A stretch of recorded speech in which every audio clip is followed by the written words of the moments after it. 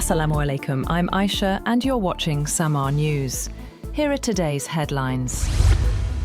U.S. Secretary of State Marco Rubio says Washington expects its operation in Iran to conclude in weeks, not months.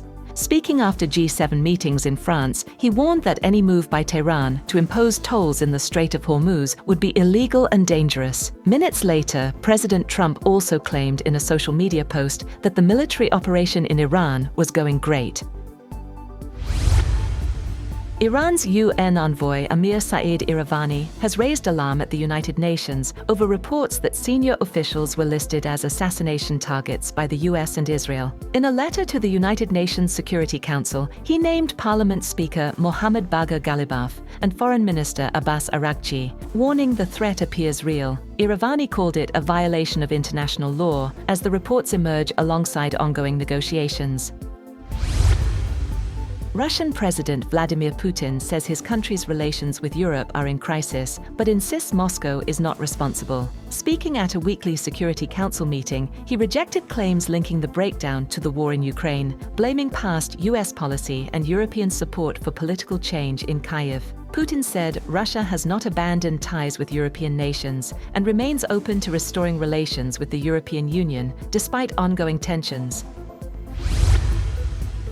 US President Donald Trump has claimed that Iran allowed 10 oil tankers to pass through the Strait of Hormuz, describing the move as a present that signals progress in ongoing indirect negotiations between the two sides. Speaking during a White House cabinet meeting, Trump said Iran initially offered to allow 8 oil tankers through the strategic waterway as a show of sincerity. He added that the number eventually increased to 10 vessels after Iran reportedly sent 2 additional tankers as an apology over earlier remarks. Trump claimed that some of the tankers were Pakistani flagged.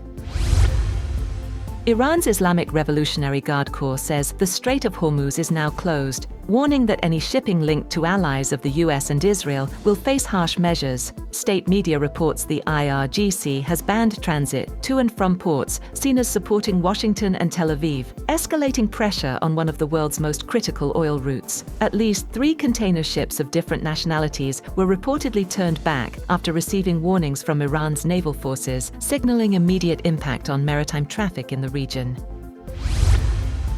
The United Nations says it has set up a task force to create a new mechanism for the Strait of Hormuz, aiming to keep fertilizer trade and key raw materials flowing amid the Iran conflict. Spokesperson Stefano Dujarric warned that disruptions in shipping could trigger wider humanitarian fallout, affecting agriculture and food supply in the coming months. The initiative will be led by Jorge Moreira da Silva and is expected to draw on past UN-backed frameworks to stabilize critical trade routes. Moreover, Trump has said that he will extend a pause on attacks against Iran's energy plants into April, and that talks with Iran were going very well. But an Iranian official said a US proposal for ending the war as one-sided and unfair. He threatened during a cabinet meeting at the White House to increase pressure on Iran if it did not make a deal, before later posting on social media that he would pause attacks on Iranian energy plants for 10 days until April 6th. He added in his Truth Social post that talks are ongoing and, despite statements to the contrary by the media, they are going very well. Moreover, the United States has deployed uncrewed drone speedboats for patrols as part of its operations against Iran, the first time Washington has confirmed using such vessels in an active conflict. The Pentagon said the deployment of the vessels, which can be used for surveillance or kamikaze strikes, has not been previously reported. It comes despite a series of setbacks in the US Navy's years-long effort to field a fleet of uncrewed surface vessels. G7 foreign ministers have held talks on global security as their summit in France nears its conclusion, with conflicts in the Middle East and Ukraine dominating discussions.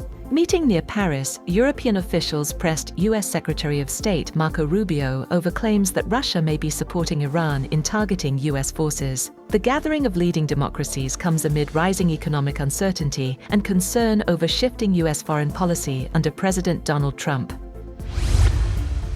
Ukraine and Saudi Arabia have signed an agreement on defence cooperation that lays the foundation for future contracts, technological cooperation and investments. President Volodymyr Zelensky, who is visiting Saudi Arabia, said the agreement was signed ahead of a meeting with Saudi Crown Prince Mohammed bin Salman. He said on the Telegram app that Ukraine is ready to share its expertise and systems with Saudi Arabia and to work together to strengthen the protection of lives.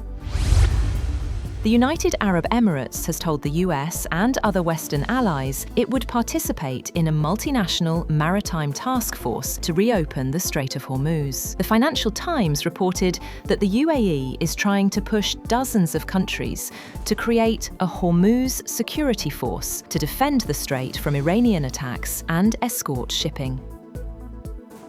That's all for now. For more updates, visit www.samar.tv. Thank you for watching Samar News.